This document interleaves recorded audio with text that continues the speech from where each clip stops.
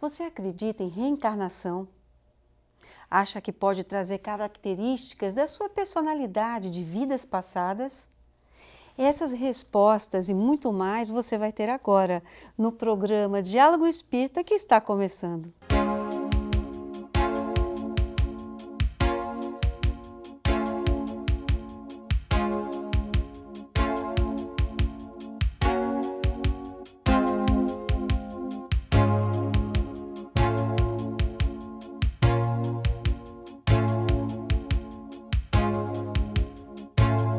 Meu convidado de hoje é Fernando Pereira, que trabalha na Escola do Espírito Espaço Esperança de Bezerros, que vai conversar conosco sobre reencarnação e personalidade. Tudo bem, Fernando? Tudo bem. É um prazer receber você aqui, viu? Eu agradeço por estar aqui fazendo parte ou colaborando com essa nossa entrevista e com o movimento espírita. Agora, Fernando, antes de nós darmos início à nossa entrevista, eu quero pedir para você fazer uma prece inicial, pode ser? Pode sim.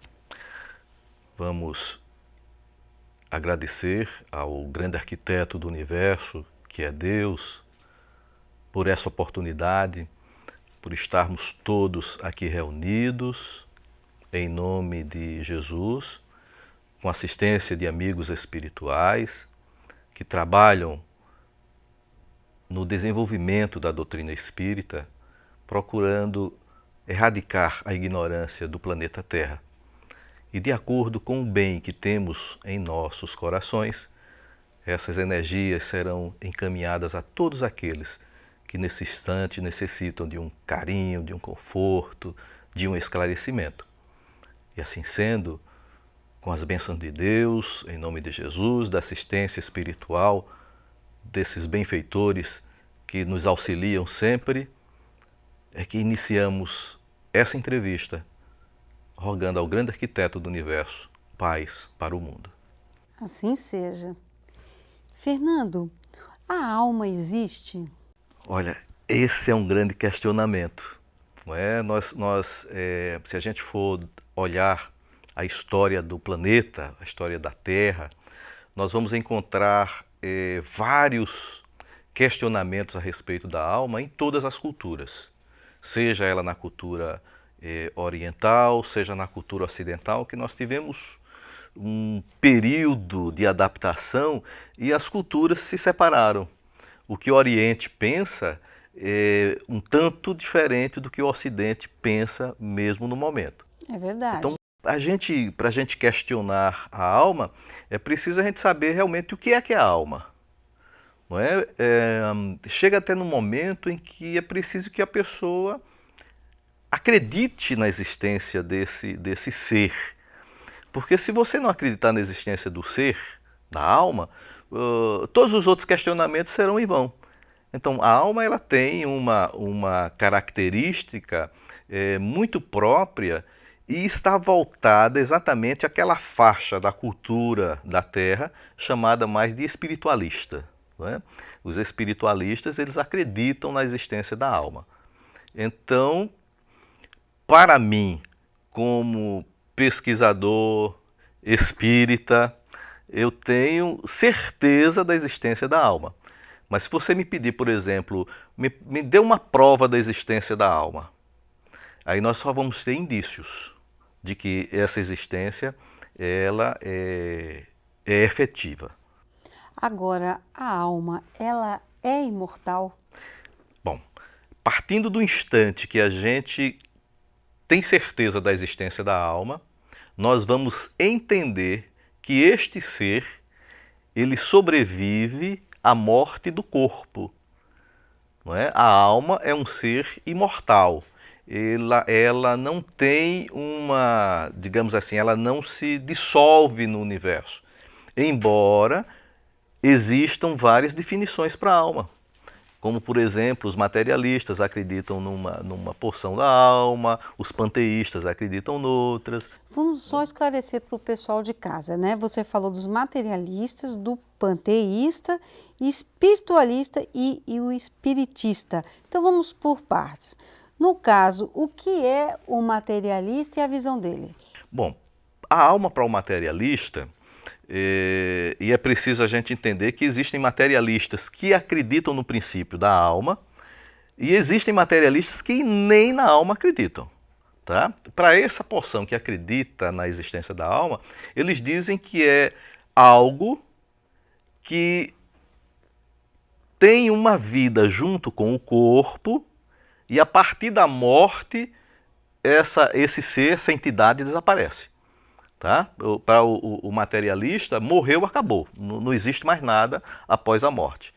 E para o primeiro, o que é panteísta, né? Vamos esclarecer para o pessoal de casa o que é o panteísta e depois, na visão dele, a alma. O panteísta é aquele que acredita que tudo que existe no universo partiu de uma fonte única e todas as coisas existentes no universo voltarão a essa mesma fonte. Então, para o panteísta, a alma ela tem uma característica muito própria. Disse que a fonte da vida universal está num determinado ponto. Cada ser, ao nascer, pega uma centelha, uma fagulha dessa porção, dessa fonte, e permanece com essa fagulha, essa centelha, até o dia da sua morte. Quando morrer, essa fagulha volta à fonte de origem, à fonte principal, e desaparece, se dissolve. Não conserva nenhuma individualidade. No caso do espiritualista, como é que funciona? Já o espiritualista, né, por já ter um conceito filosófico e religioso diferente, ele diz que a alma é um ser moral, é individual. Quando a gente morre, essa alma conserva as suas características e vai ficar esperando o dia, por exemplo, do juízo final, vai ficar esperando aí um tempo que tende à eternidade para que haja um processo de recuperação de acordo com a religião adotada por ele, pelo espiritualista. E, finalmente, o espiritista, que quer dizer a mesma coisa que o espírita. Espírita, exatamente. Para o espírita, a alma é o próprio indivíduo, né? A alma é um ser individual que permanece após a morte do corpo. Por isso que quando a gente fala em espiritismo, quando a gente diz morte do corpo. Não é? Para o materialista, quando ele diz morte, é morte a extinção de tudo. Não é? Acabou tudo. Acabou tudo. Então, para o espiritista, a alma permanece, ela sobrevive à experiência física e vai continuar experimentando novas existências físicas, novos corpos, até atingir o que nós chamamos de perfeição.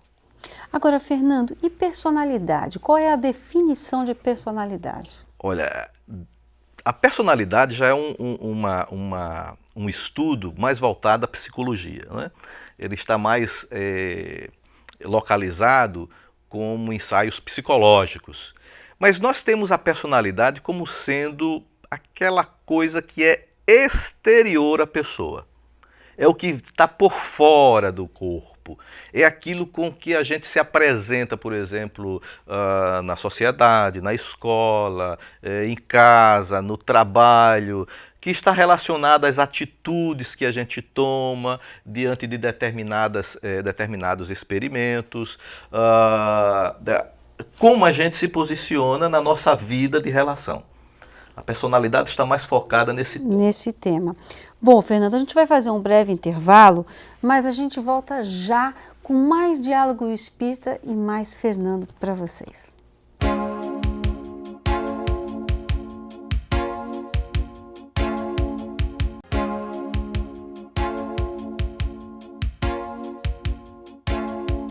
E nossa dica de leitura hoje está aqui, gente, esse livro Transtornos Mentais, de Sueli Schubert. E esse livro, claro, está à disposição na livraria da Federação Espírita Pernambucana, na Encruzilhada. Vale a pena você visitar, porque você vai ter esse e outros títulos. Então, fica aqui a nossa dica. Voltamos agora com Fernando Pereira, com a nossa conversa sobre reencarnação e personalidade. Fernando, fatores que modificam a personalidade existem? Existem, sim. Nós temos, por exemplo, os fatores constitucionais, a própria constituição física do indivíduo, não é? Tem pessoas que alteram completamente a sua personalidade por nascer com uma deficiência física, por exemplo. Né? A estrutura orgânica, ela interfere muito na personalidade, porque ela começa a gerar complexos. E esses complexos nem sempre são fáceis de sair da pessoa que apresenta aquele defeito. Outro fator interessante é exatamente o hormonal, o chamado temperamento. Né? As pessoas têm determinados temperamentos e esses temperamentos eles podem ser alterados de acordo com os hormônios que circulam no corpo. Quem tem, por exemplo, hipertireoidismo, tem uma tendência muito forte de ter mais raiva, Rompantes, né? Isso, de ser mais estourado, estorvado, essa situação. Então, são fatores que estão intrínsecos à constituição física do indivíduo. Agora, quais são os elementos que influenciam a personalidade? Bom, olha, essa parte dos elementos, elas são interessantes porque eles estão bem ligados, por exemplo, à natureza. Fatores climáticos, por exemplo, né? A influência do clima é importante na personalidade. Quando a temperatura está muito elevada, né? Aí beirando lá seus 30 e tantos graus, 40 graus, a gente tende a ter atitudes na personalidade voltado mais a essa história de explodir mesmo. O calor é intenso, Olha né? só. Da mesma forma que o frio. Né? Se a nossa personalidade ela pode variar no clima, tanto para você ficar mais tranquilo numa situação bem fria, como mais Caliente, né? Como dizem que o pessoal que exatamente, mora no litoral... que é mais caliente, não é? Quando a temperatura está mais elevada. Outra coisa que pode modificar a personalidade também é a alimentação. Por Olha exemplo, só. se você não tem uma alimentação sadia, existe distúrbios alimentares que Claro. levam você também a distúrbios comportamentais. Claro. Não é? Por exemplo, a gente deve procurar uma alimentação sempre rica em triptofano, que é uma substância que é preconizadora, por exemplo, da serotonina. A serotonina é um neurotransmissor que faz muito bem à saúde. Deixa você feliz. Deixa você feliz. É a chamada droga da felicidade. Né? Então, os alimentos assim ricos em triptofano, como o cuscuz, por exemplo. Olha, gente. Come um cuscuzinho que vai deixar você alegre. Um chocolate, não é? De preferência, quanto mais amargo, melhor. Não é? Também libera triptofano. E isso causa, evidentemente, modificações na personalidade do indivíduo.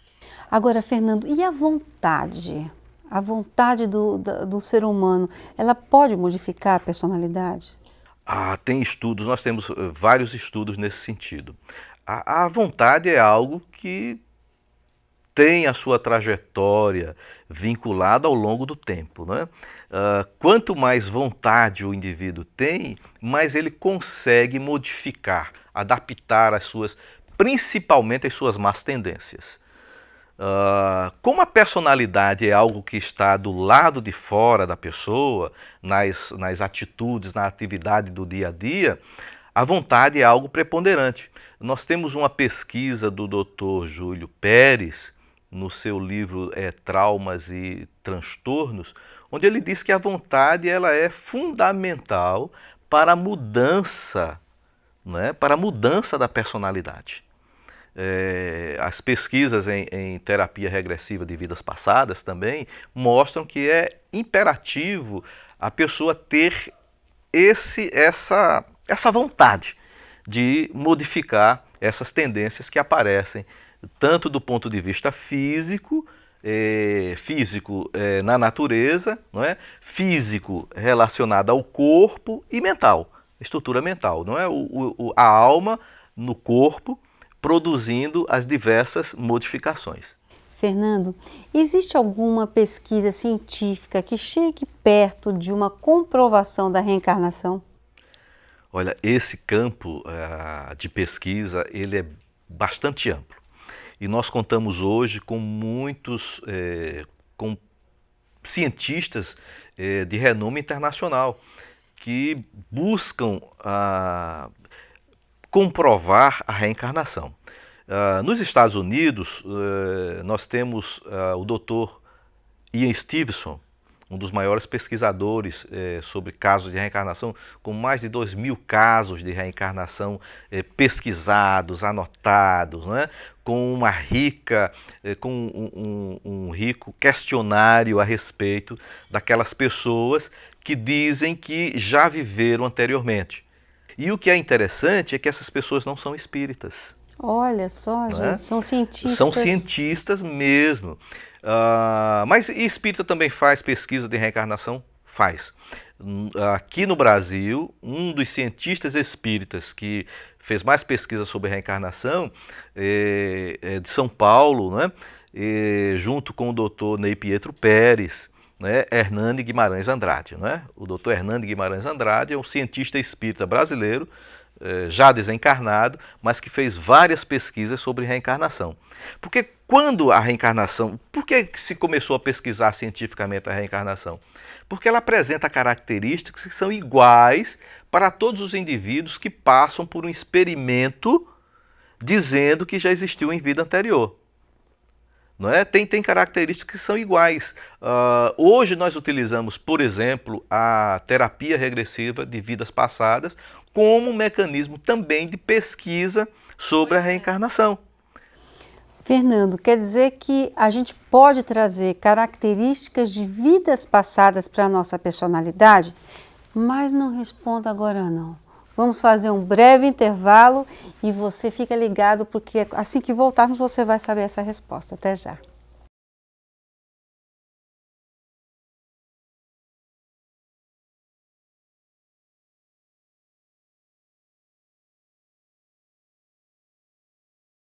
Voltamos a conversar com Fernando Pereira sobre reencarnação e espiritualidade. Fernando, antes do final do segundo bloco, eu lhe perguntei: as vidas passadas podem influenciar uma personalidade atual no indivíduo? Olha, com certeza, né? Nós temos várias pesquisas nesse campo e principalmente dentro da doutrina espírita. A doutrina espírita que mostra que para o indivíduo atingir um nível ideal de felicidade, ele precisa reencarnar diversas vezes. E a reencarnação deixa no bojo da característica do indivíduo, porque o que é o ser mesmo? O que é que eu sou? Eu sou algo diferente daquilo que evidentemente eu apresento na sociedade. Então a reencarnação deixa no bojo do indivíduo características que nem sempre se exteriorizam, mas estão lá. Estão lá. Por exemplo, nós sabemos das influências da alimentação, do clima, etc, etc. Mas uma pessoa que é estorvada, né, uma pessoa que tem raiva, que agride, ela não vai agredir somente por conta do clima, nem por conta da condição biológica. Ela tem algo interno que lhe produz aquela facilidade. Não é? E esse algo interno provém, evidentemente, de reencarnações, de vidas anteriores. De vidas anteriores. Então, assim, para a gente esclarecer o pessoal de casa, por favor, o que é reencarnação? Olha, a reencarnação, segundo o Espiritismo, mas evidente, talvez não tenha sido o Espiritismo que tenha trazido isso pela primeira vez. Não é? Os gregos, os filósofos gregos já trouxeram essas ideias da reencarnação bem antes da doutrina espírita, porque o Espiritismo é novo. É uma doutrina de 150 anos, isso não quer dizer, para o tempo de evolução da humanidade, é um tempo curtíssimo. Mas Sócrates já dizia que se a pessoa não tiver uma tendência hoje sobre algo que ele ainda não aprendeu nessa existência, isso já vem de existências anteriores. Então, já há 600 anos antes de Cristo, já se falava nisso. Né? Para a doutrina espírita, a reencarnação é um processo de justiça divina. é a justiça de Deus para com os homens. Porque não se concebe, por exemplo, após o desencarne, o indivíduo ir ou para o céu ou para o inferno e acabar de vez com a sua existência.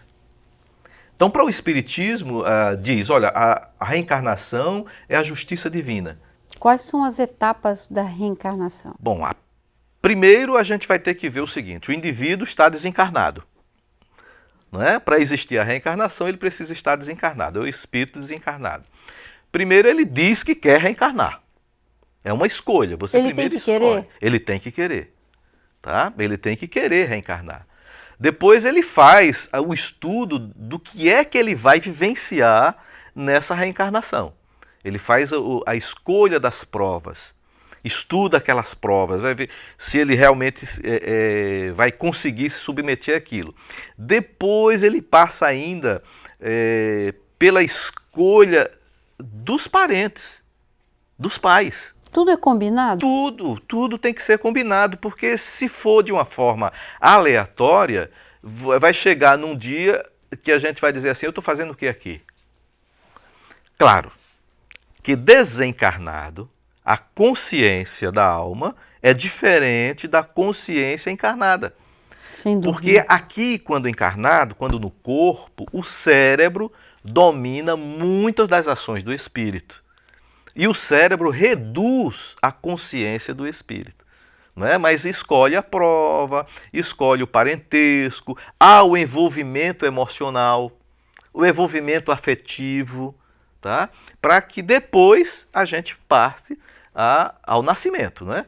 Tem a fecundação, não é? A gestação e posteriormente Agora, a vivência. Fernando, como é que a gente pode associar essa etapa, a reencarnação e essa herança de vidas passadas com a responsabilidade do indivíduo sobre a modificação da sua personalidade? Essa é uma pergunta interessante, porque muitas vezes nós colocamos a responsabilidade nossa, da nossa melhora, da nossa transformação, da nossa felicidade, na mão de outras pessoas. É cômodo, né? É cômodo, não é? A gente coloca a nossa felicidade, por exemplo, de mudança na mão do terapeuta. Seja lá do psicólogo, do psiquiatra, do médico, do padre, do pastor, seja lá de quem for, do pai, da mãe, do esposo, Claro, não é? claro. Mas nós temos uma responsabilidade. Qualquer orientação que venha para o indivíduo, se ele não aceitar, se ele não trabalhar essa orientação, se ele não se conscientizar de que precisa de uma mudança, ele não vai se modificar.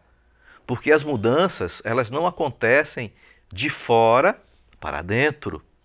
Não é a água fluidificada que eu vou tomar que vai me fazer modificar-me, por exemplo. Não vão ser os conselhos que as pessoas me dão que vão me fazer modificar. Evidentemente, a modificação só acontece se eu quiser, se efetivamente eu quiser. Tem muitas pessoas que às vezes dizem assim, eu não vou acabar nunca com a minha doença. Porque se eu acabar com a minha doença, as pessoas que estão tomando conta de mim vão embora. Não é? E se elas vão embora, eu vou ficar sozinho. Então eu vou ficar permanentemente doente. Então o indivíduo tem uma carga de responsabilidade fantástica sobre a modificação da sua personalidade. Fernando, eu quero agradecer a sua presença, foi muito bom ter você aqui e muito esclarecedor.